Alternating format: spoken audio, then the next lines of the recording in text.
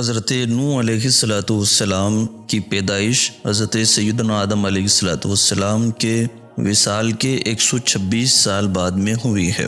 نوح علیہ السلام کا لقب نوح تھا، جبکہ اصلی نام کے سلسلے میں الگ الگ روایات ملتی ہے، جس میں عبد الغفار، عبداللہ، یشکر اور عبد الجبار کے نام ملتے ہیں۔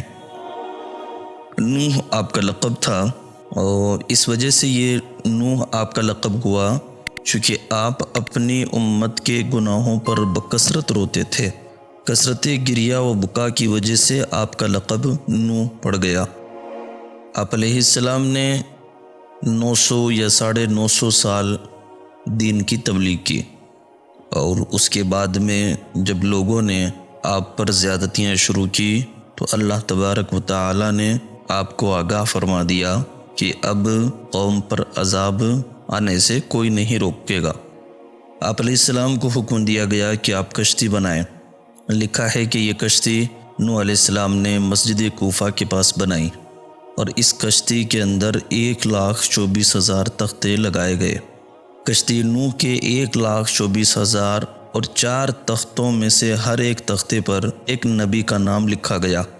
اس طرح 1,24,000 تختوں پر 1,24,000 انبیاء کرام علیہ السلام کا نام لکھا گیا۔ باقی 4 تختوں پر 4 خلفائے راشدین رضی اللہ تعالی عنہم کے نام تحریر کیے گئے۔ یہ نام حضرت جبرائیل علیہ السلام بالترتیب بتا دے گئے اور حضرت نوح علیہ السلام لکھتے گئے۔ اس کشتی کی لمبائی 300 گز، جبکہ چوڑائی 50 گز اور اونچائی 30 گز کی لکھی ہوئی ہے۔ ایک روایت کے مطابق اس کشتی کی لمبائی 660 گز، چوڑائی 330 گز اور اونچائی 33 گز تھی۔ اس کشتی کے اندر 3 منزلیں تھیں اور ہر منزل 10 ہاتھ اونچی تھی۔ لکھا گیا ہے کہ جب سانپ اور بچھو اس کشتی کے اندر سوار ہونے لگے تو نوح علیہ السلام نے ان دونوں کو سوار ہونے سے منع فرما دیا۔ تب ان دونوں نے کہا سوار کر لیجئے، ہم یہ وعدہ کرتے ہیں کہ وہ جو شخص سلام علی نوح فی العالمین پڑھے گا ہم اسے نقصان نہیں پہنچائیں گے۔ اسی طریقے سے لکھا گیا ہے کہ اس کشتی کے اندر بعض روایتوں کے مطابق کل 72 مرد و عورت سوار تھے، بعض نے 80 افراد سوار ہونے کی روایت کی ہے، جس میں آدھے مرد اور آدھی عورتیں لکھی ہیں۔ جلالین شریف میں لکھا ہے کہ کل 12 آدمی تھے۔ حضرت نوح علیہ السلام کے 3 صاحبزادے اپنی اپنی بیویوں کے ساتھ اور 6 دیگر مومن مرد و عورتیں تھیں۔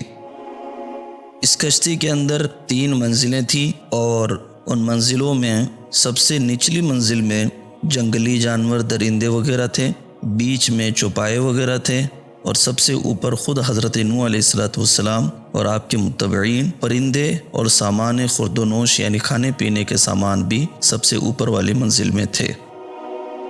کشتی نوح تمام روئے زمین پر گشت کرتے کرتے جب کربلا معلی پہنچتی ہے تو رک جاتی ہے۔ نوح علیہ السلام اللہ کی بارگاہ میں عرض کرتے ہیں، الہی یہ کیا مقام ہے؟ کشتی ٹھہرنے میں کیا مصلحت ہے؟ تو اللہ کی طرف سے جواب ملا کہ اے نوح، یہ وہ مقام ہے جہاں اہل بیت اطہار رضی اللہ تعالی عنہم یعنی میرے محبوب صلی اللہ علیہ وسلم کے جگر گوشے اس مقام سے جام شہادت پی پی کر مجھ سے مواصلت حاصل کریں گے، میرے پاس تشریف لے کر آئیں گے۔ لکھا ہے کہ نوح علیہ السلام کشتی میں 10ویں رجب کو بیٹھے اور 10ویں محرم الحرام کو کشتی جودی پہاڑی پر ٹھہری۔ طوفان رک جانے اور کشتی کے جودی پہاڑ پر رک جانے کے بعد میں حضرت نوح علیہ السلام نے روئے زمین کی خبر لانے کا ارادہ فرمایا۔ آپ نے کوے کو بھیجا۔ کوا ایک مردار کو دیکھ کر اس پر گر پڑا اور واپس نہ آیا۔ آپ نے اس کے لیے ہمیشہ ڈرتے رہنے کی بد دعا کر دی، اس لیے وہ گھروں سے مانوس نہیں ہوتا ہے۔ پھر آپ نے کبوتر کو بھیجا، وہ زمین پر نہیں اترا بلکہ ملک سبا سے زیتون کی ایک پتی چونچ میں لے کر آیا۔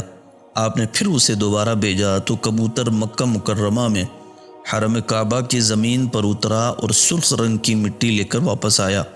حضرت نوح علیہ السلام اس سے سمجھ گئے کہ طوفان کا پانی خشک ہو چکا ہے۔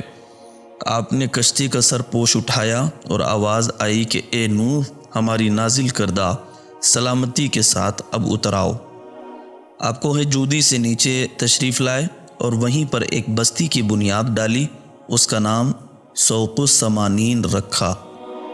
فاضل بریلوی امام احمد رضا رحمۃ اللہ تعالی علیہ فرماتے ہیں کہ اس طوفان کے بعد میں نوح علیہ السلام تقریباً 1600 برس دنیا میں تشریف فرما رہے۔